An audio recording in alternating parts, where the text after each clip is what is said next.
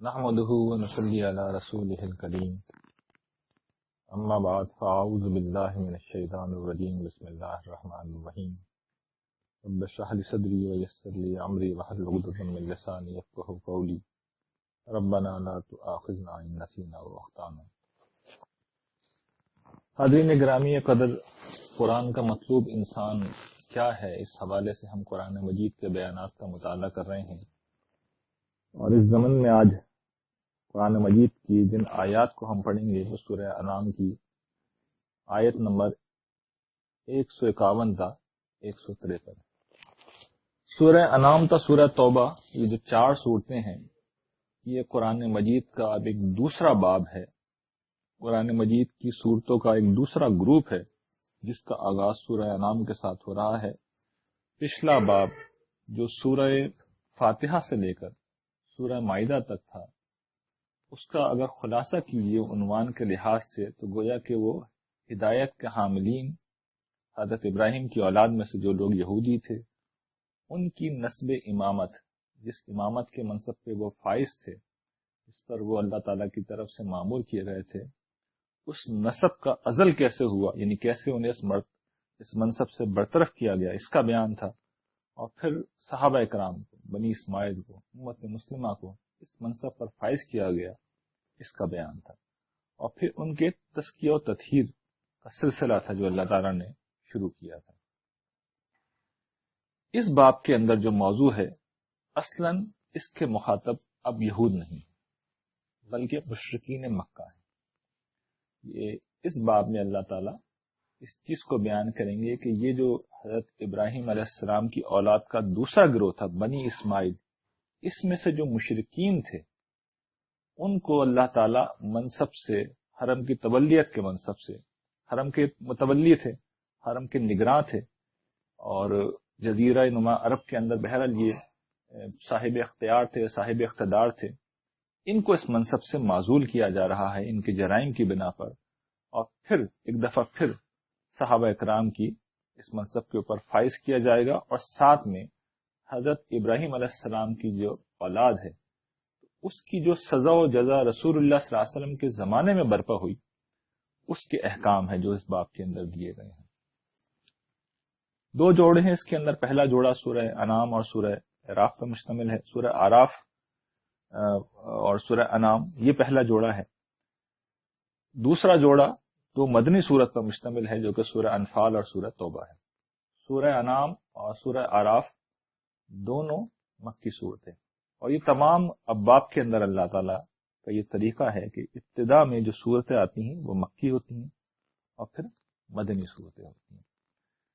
تو پہلے جوڑے کا جو موضوع ہے وہ قریش کے اوپر اتمام حجت ہے، اور دوسرے جوڑے کا موضوع یعنی سورہ انفال اور سورہ توبہ کا جو موضوع ہے وہ سزا و جزا کا نفاذ ہے۔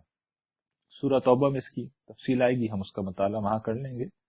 میں سردست صرف آپ کے سامنے یہ بات بیان کروں گا کہ سورہ انعام کا موضوع کیا ہے۔ سورہ انعام کا موضوع یہ ہے کہ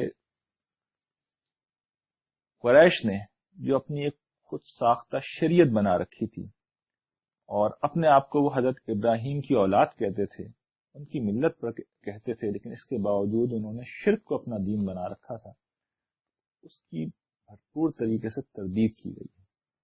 اور یہ بتایا گیا ہے کہ حضرت ابراہیم علیہ السلام کا دین شرک نہیں بلکہ توحید تھا۔ پھر اللہ تعالیٰ نے ان کی ایک ایک بدعات کو، ایک ایک توہمات کو، خرافات کو لے کر یہ بتایا ہے کہ یہ سب چیزیں بے اصل ہیں، اور پھر آخر میں یہ بتایا ہے سورت میں کہ اصل دین ابراہیم یہ تھا۔ وہ جو اصل دین ابراہیم جس کو اللہ تعالیٰ نے بیان کیا ہے اسی کا ہم مطالعہ کرنے جا رہے ہیں۔ یہ سورت کے آخر میں آنے والی آیات ہیں، اور اس میں اللہ تعالیٰ نے بتایا ہے کہ اصل صراط مستقیم کیا ہے۔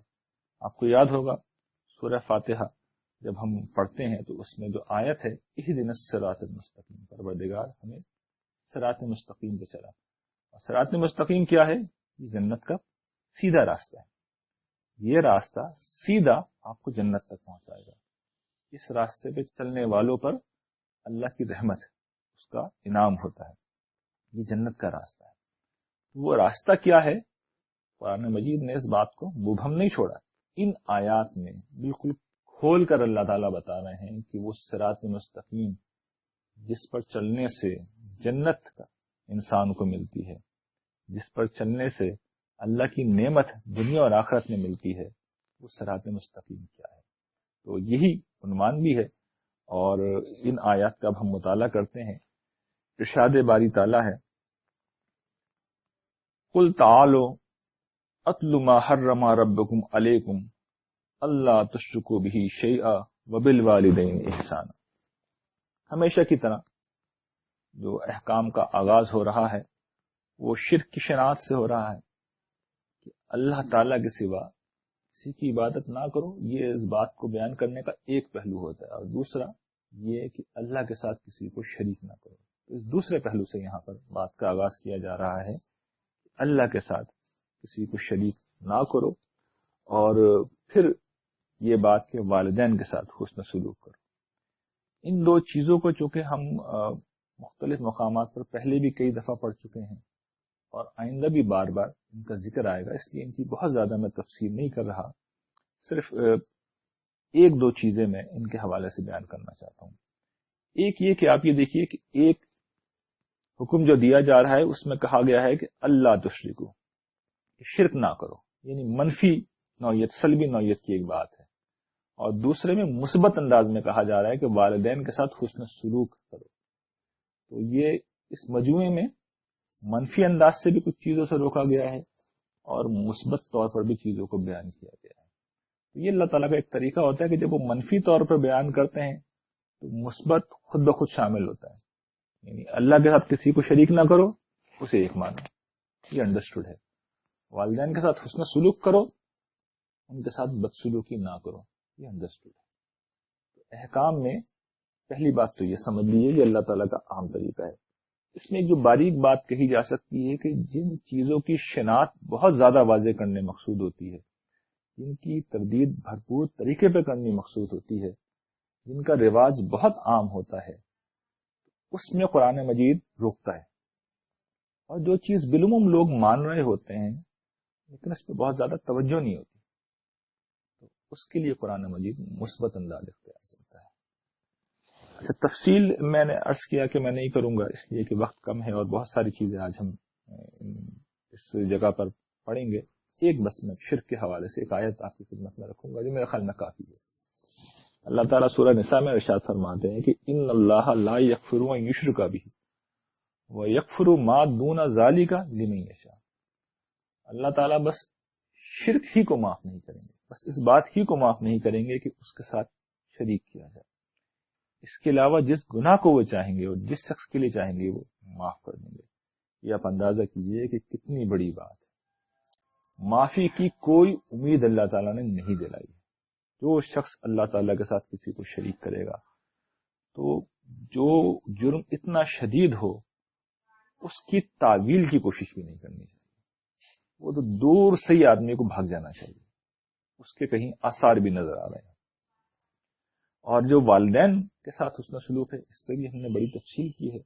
میں آج یہ چاہتا ہوں کہ دو چار حدیث آپ کی خدمت میں رکھ دوں، اس لیے کہ جو بات رسول اللہ صلی اللہ علیہ وسلم بیان کرتے ہیں ظاہر ہے کہ اس سے اعلیٰ بات کوئی ہو ہی نہیں سکتی.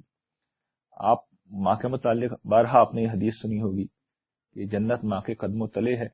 باپ کے متعلق بھی روایات ہے جو بالعموم کم لوگ جانتے ہیں کہ آپ بیان فرماتے ہیں کہ باپ جنت میں داخل ہونے کا وسطی دروازہ ہے. اب تم چاہو تو اس کی نگہداشت کرو یا اسے کھودو. تو ماں باپ دونوں ہی اصل میں جنت میں پہنچنے کا دروازہ ہیں اور جنت میں پہنچنے کا راستہ ہے. یہ اہمیت ہے، یہ اہمیت ہے. اس سے زیادہ کیا بات کہی جا سکتی ہے کہ ان کے ذریعے سے ہم جنت میں پہنچ سکتے ہیں یا اس دروازے کو ہم کھو کر جنت سے محروم ہو جاتے ہیں. اچھا، اب ہم آتے ہیں جو آیت کا اگلا حصہ ہے. ارشاد باری تعالیٰ ہے وَلَا تَقْتُلُوا أَوْلَادَكُم مِّنْ إِمْلَاقٍ نَحْنُ نَرْزُقُكُمْ وَإِيَّاهُمْ. کہ دیکھو اپنی اولاد کو مفلسی کے اندیشے سے قتل نہ کرو، ہم تمہیں بھی رزق دیتے ہیں اور ان کو بھی دیتے ہیں. عرب میں دیکھیے مسئلہ یہ تھا کہ اولاد کا قتل کئی وجوہات کی بنا پر وہ لوگ کر دیتے تھے. ایک تو سورہ انعام میں ہی زیر بحث آ گیا ہے کہ وہ اپنے مشرکانہ توہمات کی بنیاد پر قتل کر دیتے تھے، دیوتاؤں کی بھیڑ چڑھا دیا. ہندوستان میں آپ نے سنے ہوں گے بارہا ایسے واقعات اخباروں میں کوٹ ہوتے رہتے ہیں. تو وہاں پہ بھی یہ تصور تھا. پھر ایک ریزن یہ تھا کہ بیٹیوں کو وہ غیرت کی بنیاد پر قتل کر دیتے تھے. وَإِذَا الْمَوْءُودَةُ سُئِلَتْ بِأَيِّ ذَنبٍ قُتِلَتْ، قرآن مجید کہتا ہے کہ اس روز زندہ گاڑی گئی بچی سے پوچھا جائے گا تجھے کس جرم میں مارا گیا. یہ ایک طریقہ تھا ان کا. تیسری جو وجہ تھی جو یہاں بیان ہوئی ہے کہ اولاد پیدا ہوئی ہے اور خاص طور پر اگر وہ بیٹیاں ہیں تو وہ خود کیسے کمائیں گی، وہ تو بوجھ ہیں. اور اگر پہلے ہی گھر کے اندر فقر و فاقہ ہو، غریبی ہو، تو پھر سنگ دل والدین کا یہ دستور تھا کہ وہ اولاد کو مار دیتے تھے. اللہ تعالیٰ یہ توجہ دلا رہے ہیں کہ تم کو بھی ہم رزق دے رہے ہیں، تم بھی تو زندہ ہو نا، ان کو بھی ہم رزق دیتے ہیں. اور دیکھیے اس رزق کی سب سے بڑی جو ہمارے سامنے مثال ہے کہ ہم میں سے ہر شخص جب اس دنیا میں آتا ہے تو ایک دم سے تو نہیں آتا. 9 مہینے ہم لوگ اپنی ماؤں کے پیٹ میں رہتے ہیں، تو وہاں پہ مکمل طور پہ ہمیں رزق مل رہا ہوتا ہے. بچے کے پیٹ میں اس کی ناف میں رگ جا رہی ہوتی ہے جو ماں کے وجود سے نکل رہی ہوتی ہے، اور بچے کے اندر پھر وہ غذا اس کے ذریعے سے پہنچ رہی ہوتی ہے. تو وہ اللہ تعالیٰ کی طرف سے اہتمام ہوتا ہے. اس کے بعد بچہ جب اس دنیا میں آ بھی جاتا ہے تب بھی ابتدائی مہینوں میں اور 2 سال تک اس کی غذا کا ذریعہ، اس کی خوراک کا ذریعہ اللہ تعالیٰ اس کی ماں کو بناتے ہیں. اس میں بھی ذمہ داری کسی انسان کے اوپر نہیں ہوتی. تو یہ اہتمام تو اللہ تعالیٰ کر دیتے ہیں. اس کا زندہ ثبوت ہے کہ اللہ تعالیٰ بالکل کر سکتے ہیں. اللہ پر بھروسہ رکھو. تو اصل جو حکم ہے یہاں پر جو شناعت واضح ہو رہی ہے، جو توجہ دلائی جا رہی ہے، وہ قتل کے اوپر اتنی نہیں ہے. قتل کا حکم تو آگے آ رہا ہے. جو رویہ یہاں بیان کرنا مقصود ہے یہ جو عدم توکل کا رویہ ہے، یعنی تمہیں جو گمان ہو گیا ہے کہ بھئی اس کا رزق کہاں سے آئے گا. تو اصل جو ہمارے لیے سبق ہے، جو چیز ہمیں سیکھنی ہے وہ یہ کہ اللہ پر توکل کرنا چاہیے. تو یہ بات اگر چھوٹے بچوں کے متعلق درست ہے، ہمارے متعلق بھی درست ہے. زندگی میں کسی موقع پر بھی ہمارے ہاں لوگ غربت کی وجہ سے، مالی تنگی کی وجہ سے بہت پریشان ہو جاتے ہیں، خودکشیاں لوگ کر لیتے ہیں، یا کم سے کم ذہنی طور پر وہ بالکل مفلوج اور مایوس ہونے کے بعد کلمات کفر بھی بکنے لگتے ہیں، اپنی زبان سے نامناسب الفاظ بھی نکالنے لگتے ہیں اللہ تعالیٰ کے بارے میں، مایوسی کا بھی شکار ہو جاتے ہیں. اللہ تعالیٰ ہمیں یقین دہانی کرا رہے ہیں، ہم رزق دیتے ہیں اور ہم ہی دیں گے. اللہ پر توکل کرنا چاہیے، پر بھروسہ کرنا چاہیے. اور توکل کیا ہے کہ آپ اپنی تدبیر کیجیے، کوشش کیجیے. زندگی میں حالات بہتر ہو جاتے ہیں، آدمی کو کبھی مایوس نہیں ہونا چاہیے. اور پھر سب سے بڑی چیز اس میں جو سمجھنے والی اور دیکھنے والی ہوتی ہے کہ دیکھیے جو اہم ترین چیزیں ہیں زندگی میں، صحت، زندگی، اعضاء و قوا، جو ہماری قوتیں ہیں، ہماری طاقتیں ہیں، ہمارے ہاتھ پاؤں ہیں، ہماری آنکھیں ہیں، خود اتنی بڑی نعمت ہے کہ ساری جہان کی دولت آپ کے پاس ہو اور آنکھیں لے لی جائیں، مجھے اور آپ کو سماج سے محروم کر دیا جائے، چلنے پھرنے سے محروم کر دیا جائے، یہ سب بیکار ہے. کس کام کی ہے دولت؟ سب سے بڑی دولت تو ہمارا اپنا وجود ہے جو اللہ تعالیٰ دیتے ہیں، طاقت دیتے ہیں. اس کو استعمال کریں، مثبت ذہن کے ساتھ استعمال کریں. رزق کے دروازے کھولنے والی اللہ تعالیٰ کی ہستی ہے. آج تنگی ہے تو کل خوشحالی آئے گی، آج مشکل ہے تو کل آسانی آئے گی. لیکن ہمیں اپنی تدبیر کرنی چاہیے اور پھر معاملہ اللہ کے حوالے کر دینا چاہیے. اگلا جو حکم ان آیات کے اندر بیان ہو رہا ہے وَلَا تَقْرَبُوا الْفَوَاحِشَ مَا ظَهَرَ مِنْهَا وَمَا بَطَنَ. اب یہ بڑا اہم حکم ہے، اس سے پہلے یہ نہیں آیا. یہ ہمارے جو ترتیب ہے اس میں یہ پہلی دفعہ آیا. ویسے تو قرآن مجید میں جگہ جگہ یہ چیز بیان ہوئی ہے. اس کا لفظی مطلب تو یہ ہے کہ فواحش کے قریب بھی مت جاؤ، چاہے وہ کھلی ہوئی ہوں چاہے وہ چھپی ہوئی ہوں. دیکھیے فحش کیا ہوتا ہے، پہلا سوال ہے. فحش کیا ہوتا ہے؟ یہ جنسی بے راروی پر مبنی ہر کام کو فحش کہا جاتا ہے. سادہ الفاظ میں آپ اسے بدکاری و بے حیائی کہہ سکتے ہیں. قرآن مجید اس کا اطلاق ان ساری چیزوں کے اوپر کرتا ہے. زنا اس کی سب سے بڑی جو شکل ہے. جو ہوموسیکچولیٹی ہے، قرآن مجید ہوموسیکچولیٹی کے حوالے سے اس لفظ کو استعمال کرتا ہے. اسی طریقے سے جو جنسی بے روی کی جتنی شکلیں بھی ہو سکتی ہیں سب کے سب اس کے اندر شامل ہیں. اور اس کی دلیل کیا ہے کہ یہاں جمع کے انداز میں آیا ہے. فواحش جو ہے وہ جمع ہے، تو اس کا مطلب یہ ہے کہ جتنی بھی قسم کے فواحش ہیں، جنسی بے روی کی جتنی قسمیں ہیں وہ سب اس کے اندر شامل ہیں. اور میں نے اس پہ بڑی توجہ دلائی ہے جو اپنی کتاب سفر نامے کی شکل میں لکھی ہے کھول آنکھ زمیں دیکھ کے اندر، کہ جس وقت غالباً سنگاپور میں تھا شاید، وہاں میں نے اس کے اوپر لکھا ہے بڑی تفصیل سے سفر نامے کے آخر میں، اور یہ بتایا ہے کہ دور قدیم کی سب سے بڑی برائی، جو پریویلنگ برائی تھی، عام برائی تھی، وہ شرک تھا. اس دور کی سب سے پھیلی ہوئی برائی جو ہے وہ فواحش، زنا ہے، بدکاری ہے. جدید سماج نے یہ بات اچھی طرح جان لیجئے کہ اسے اصولی طور پر مان لیا ہے کہ زنا کوئی برائی نہیں. زنا کوئی برائی نہیں. ہر دور میں انسانوں نے اسے برا سمجھا ہے. جدید سماج نہ زنا کو برا سمجھتا ہے، نہ اوریانی کو برا سمجھتا ہے، بلکہ مغربی سماج تو اب وہاں پر آ گیا ہے کہ جہاں پر وہ ہم جنس پرستی کو بھی اب معاشرے کے لیے قابل قبول بنانے کے مرحلے میں پہنچ چکا ہے. یورپ میں تو یہ ہو چکا ہے، اور امریکہ میں یہ جنگ لڑی جا رہی ہے، اور اس کے بعد پھر ایک ایک کر کے مشرقی ممالک بھی اس کی زد میں آ جائیں گے. یعنی مشرقی ممالک زنا کی حد تک تو مان چکے ہیں، تو یہ کوئی مسئلہ نہیں. صرف اسلامی ممالک ہیں جہاں پر زنا کو ایک برائی کے طور پہ لیا جاتا ہے، ورنہ باقی دنیا اسے بالعموم قبول کر چکی ہے. تو یہ بین الاقوامی سطح کا ایک مسئلہ ہے. اس کا پس منظر ہے، اور آپ جانتے ہیں برٹرنڈ رسل بہت بڑا دانشور ہے، بہت بڑا فلسفی تھا مغرب کا. اس نے اصل میں یہ استدلال پیش کیا اور پھر پورے مغرب نے اس کو قبول کیا.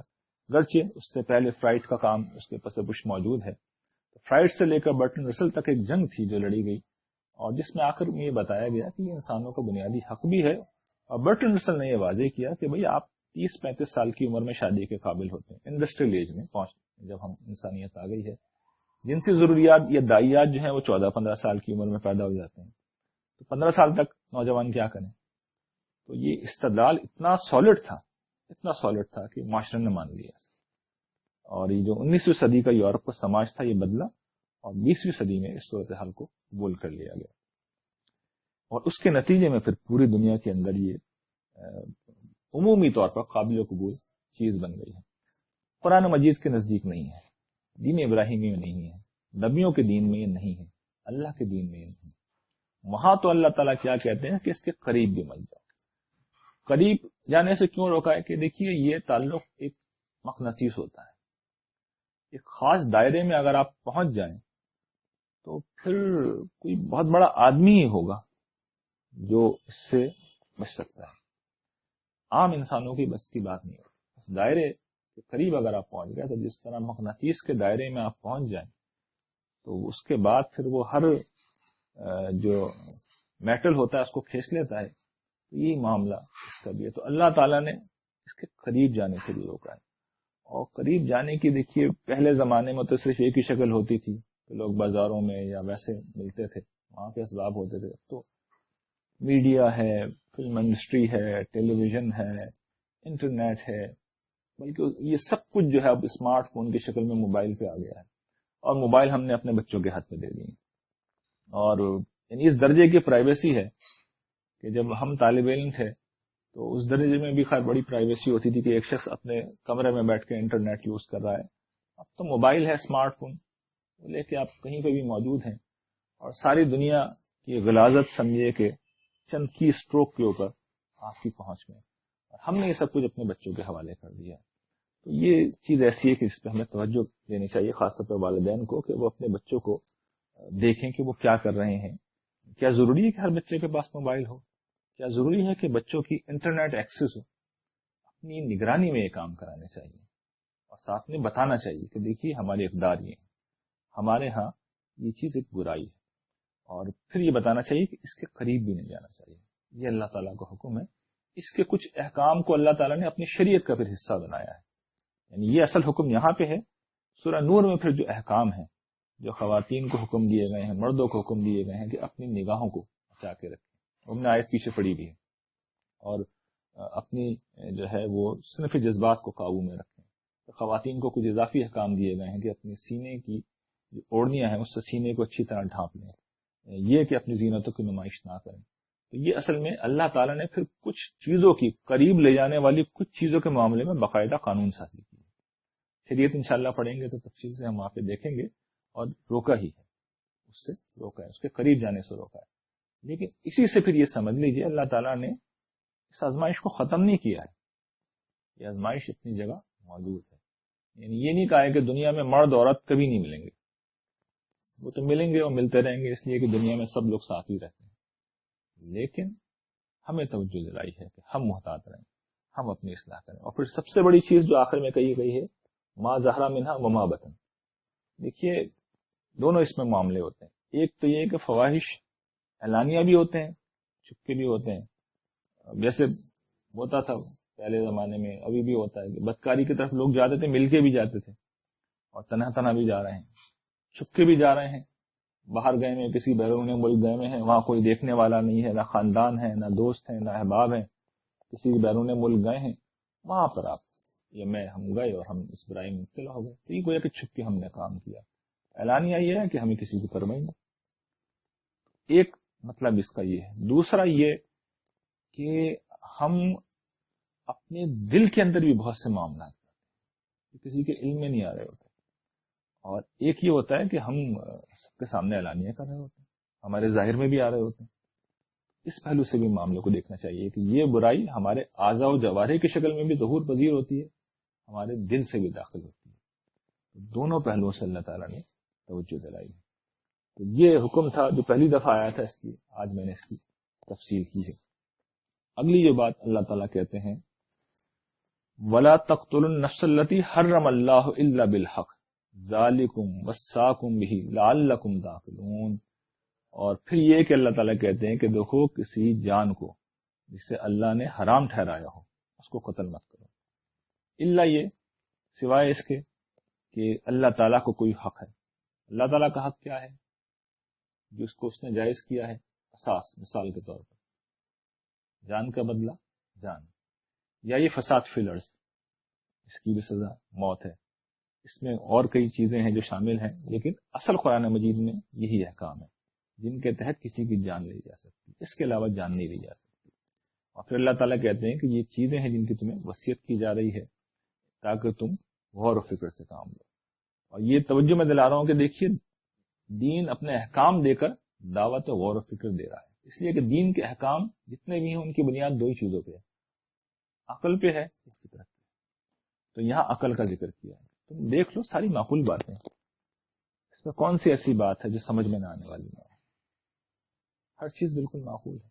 اور جس معاشرے میں زنا عام ہو جائے وہاں پہ فساد پیدا ہوتا ہے، خاندانی نظام تباہ ہو جاتا ہے۔ جس معاشرے کے اندر قتل عام ہو جائے وہاں پہ فساد فی الارض پیدا ہو جاتا ہے۔ ہمارا معاشرہ تو اس کا سب سے بڑا ثبوت ہے۔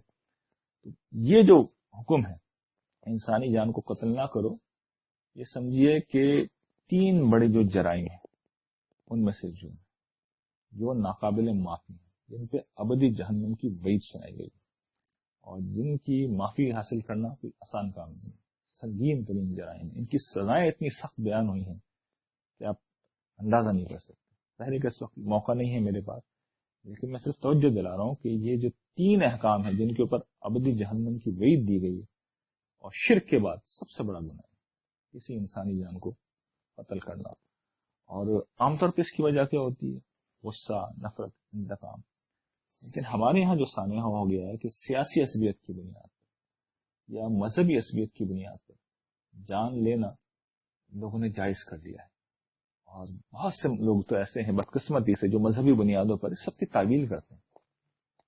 انسانی جان اتنی محترم ہے کہ اللہ تعالیٰ بالکل واضح ہے کہ جس نے ایک انسان کو مارا، مسلم غیر مسلم کی تفریق نہیں کر رہا ہے اللہ تعالیٰ، ایک انسان کو مارا اس نے پوری انسانیت کو مار ڈالا، کوئی گنجائش نہیں ہے، کوئی رعایت نہیں ہے۔ ہم اس حق کے امین بنائے گئے ہیں کہ صحیح بات بیان کریں گے اور اس معاملے میں کوئی کمپرومائز نہیں کریں گے، تو یہ ہماری ذمہ داری ہے۔ رسول اللہ صلی اللہ علیہ وسلم کی 2-4 حدیثیں میں آپ کو سنا دیتا ہوں اس معاملے کی سنگینی کو واضح کرنے کے لیے. رسول اللہ صلی اللہ علیہ وسلم ارشاد فرماتے ہیں کہ ایک مسلمان کو اپنے دین میں اس وقت تک معافی کی گنجائش رہتی ہے جب تک وہ حرام طریقے سے کسی کا خون نہ بہائے، تب تک معافی کی گنجائش رہتی ہے. یہ کر دیا تو معافی کی گنجائش، آپ غور کیجیے، اس وجہ سے ختم ہے کہ یہ حقوق العباد میں سے ہے. جس بندے سے آپ نے معافی مانگنی ہے وہ اس دنیا میں رہا ہی نہیں، وہ معاف کیسے کرے گا آپ کو؟ جس کی جان لے لی وہ تو گیا اس دنیا سے. تو جب بندہ معاف نہیں کرے گا تو اللہ تعالیٰ کیسے معاف کریں گے؟ اچھا، پھر حقوق العباد معاف کرانے کے لیے تلافی کرنی ہوتی ہے. بھائی جان کس کی واپس لے کے آئیں گے آپ؟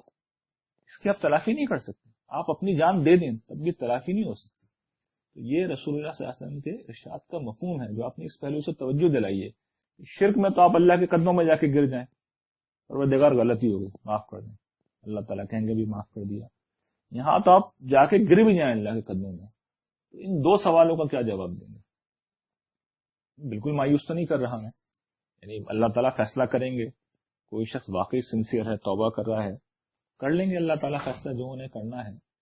لیکن ایک لمحے کے لیے سوچنا چاہیے کہ اس طرح کی چیزوں کی معافی کا امکان کتنا رہ جاتا ہے. یہ رسول اللہ صلی اللہ علیہ وسلم بیان کر رہے ہیں اپنے دین میں، یعنی دین کے اعتبار سے گنجائش نہیں بنتی، کیونکہ دین تو یہ کہتا ہے نا کہ تلافی کرو، حقوق العباد ہیں تو تلافی کرو. کسی کو زندہ کیسے کریں گے ہم؟ دین یہ کہتا ہے بندے سے معافی مانگو.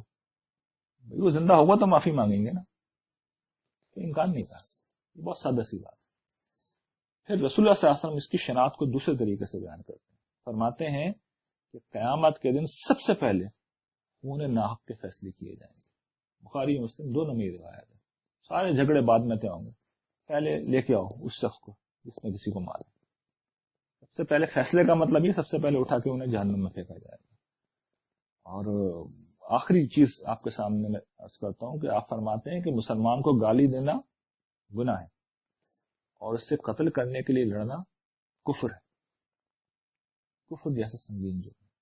یہ شناخت جس جرم کی بیان ہوئی ہے، اب دیکھیے ہمارے معاشرے میں کتنا عام ہے. اس لیے کہ ہماری مساجد میں یہ موضوع نہیں ہے، ہمارے خطبات میں یہ چیزیں زیر بحث نہیں آتی. قرآن مجید بھرا ہوا ہے، مگر ہمارے موضوعات بالکل جدا ہیں. بلکہ ہمارے یہاں تو اب جو کمال کیا گیا ہے کہ اس طرح کے جرائم کی ہم نے تعویلیں کرنی شروع کر دی ہیں. اللہ تعالی ہمیں اس کے برے انجام سے بچائے. سورہ بقرہ میں آپ کو یاد ہوگا بنی اسرائیل سے جو عہد لیا گیا تھا وہاں یہ واضح کر دیا گیا تھا کہ جب یہ رویہ اختیار کرو گے تو پھر دنیا میں بھی اللہ کا عذاب آتا ہے. اگلا حکم ہے وَلَا تَقْرَبُوا مَالَ الْيَتِيمِ إِلَّا بِالَّتِي هِيَ أَحْسَنُ حَتَّى يَبْلُغَ أَشُدَّهُ. مال یتیم کے قریب بھی مت جاؤ سوائے اس کے کہ کسی اچھے طریقے سے، یہاں تک کہ وہ اپنی سن رشد تک پہنچ جائے. یتیم کمزور بچہ ہوتا ہے، ایک ایسا بچہ جو آپ ہی کی میری ہی نگرانی میں ہوتا ہے. اگر ہم ایک سانپ کی طرح اس کا مال کھا جائیں پھر کوئی اور ہم سے بچا نہیں سکتا اس بچے کو. اللہ تعالیٰ نے پھر توجہ دلائی ہے کہ دیکھو مال یتیم کے قریب بھی مت جاؤ سوائے اس کے کہ کسی معروف طریقے پہ. معروف طریقے کا مطلب یہ ہے کہ بھئی آدمی کو اگر اس بچے کی کوئی وراثت میں مال ہے، کاروبار ہے، تو دیکھ بھال تو کرنی پڑے گی نا.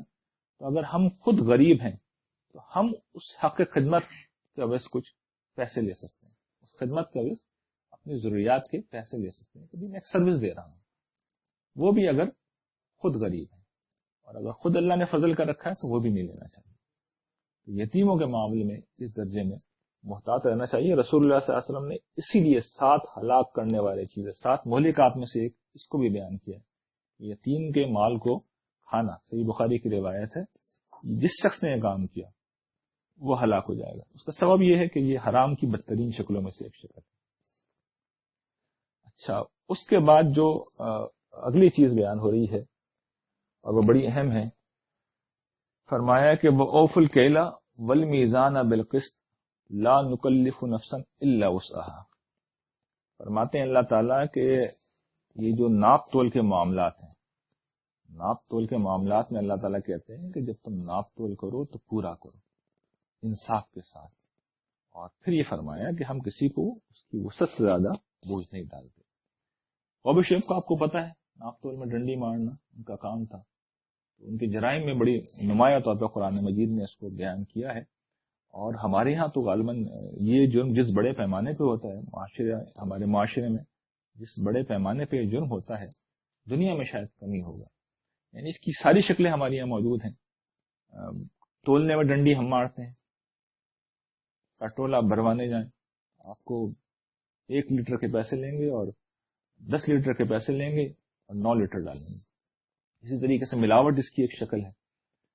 پیسے اصل چیز کے لے رہے ہیں اس میں ناخالص چیز ملا کے دے دی آپ کو. اور ہمارے یہاں تو جو بڑا ظلم ہوتا ہے کہ ناخالص چیز کے ساتھ مضر چیز بھی ملا دیتے ہیں, غذا میں بھی دوا میں بھی. تو یہ ملاوٹ جو ہے اسی کی شکل ہے, بدترین شکل ہے. اسی طریقے سے ہم جب کوئی کام کی کمٹمنٹ کرتے ہیں کہ پیسے لے کے ہم آپ کا کام کریں گے, ہمارے یہاں جو ٹھیکوں میں اکثر معاملات ہوتے ہیں اس میں جو بددیانتی ہوتی ہے وہ بھی اسی کے ذیل میں آتی ہے. ہم ملازمتیں کرتے ہیں تو اوقات کی پابندی اسی کے ذیل میں آتی ہے. جو وقت طے ہوا ہے ہمیں دینا چاہیے, اور اگر نہیں دے رہے تو کم سے کم جو معاملہ ہے مالک کے علم میں ہونا چاہیے, یا پھر یہ ہے کہ اس سے معاملات طے ہونے چاہیے. میں کبھی جلدی بھی چلے جاتا ہوں, کبھی دیر سے بھی چلے جاتا ہوں, تو ان چیزوں میں ہمیں محتاط رہنا چاہیے. ہاں, اللہ تعالیٰ نے چونکہ دائرہ بہت وسیع ہے تو یہ کہہ دیا کہ کسی پہ اتنا بوجھ نہیں ڈالتے کہ جو اٹھا نہ سکے, یعنی جس حد تک انسان کر سکے, کیونکہ اس کا پھر دائرہ پوری زندگی تک پھیلا ہوا ہے. لین دین کا جہاں بھی معاملے ہو رہے ہیں تو جتنا لیا ہے اتنا دینا ہوگا, یہ ہمیں جان لینا چاہیے. اگلا حکم کیا ہے؟ وَإِذَا قُلْتُمْ فَعْدِلُوا وَلَوْ كَانَ ذَا قُرْبَىٰ. اگلا حکم کیا ہے؟ لوگوں کے متعلق عدل سے بات کرو. اور اصول کیا ہے ہمارے یہاں؟ کیا اصول ہے کہ کوئی تعصب ہے, محبت ہے, دشمنی ہے, ہم کسی کے متعلق کوئی بات کرتے ہیں تو اس میں ہم سچی بات کرنے کے بجائے ڈنڈی مارتے ہیں. دشمنی ہے تو ہم اس کے خلاف بات کرتے ہیں. کسی قرابت دار کا معاملہ ہے تو اس کے حق میں بات کرتے ہیں. صحیح یا غلط یہ معیار نہیں ہوتا. تو اللہ تعالیٰ کیا کہہ رہے ہیں کہ جب تم بات کرو تو عدل کرو, چاہے قرابت دار ہی کیوں نہ ہو. اور قرآن مجید اس درجے میں گیا ہے کہ وہ کہتے ہیں کہ وَلَا يَجْرِمَنَّكُمْ شَنَآنُ قَوْمٍ أَلَّا تَعْدِلُوا اعْدِلُوا هُوَ أَقْرَبُ لِلتَّقْوَىٰ. دیکھو کسی قوم کی دشمنی تمہیں اس بات پر نہ ابھارے کہ تم عدل نہ کرو, عدل کرو, تقوی سے کریے. اگلا حکم جو اللہ تعالیٰ بیان کرتے ہیں وَبِعَهْدِ اللَّهِ أَوْفُوا ذَلِكُمْ وَصَّاكُمْ بِهِ لَعَلَّكُمْ تَذَكَّرُونَ.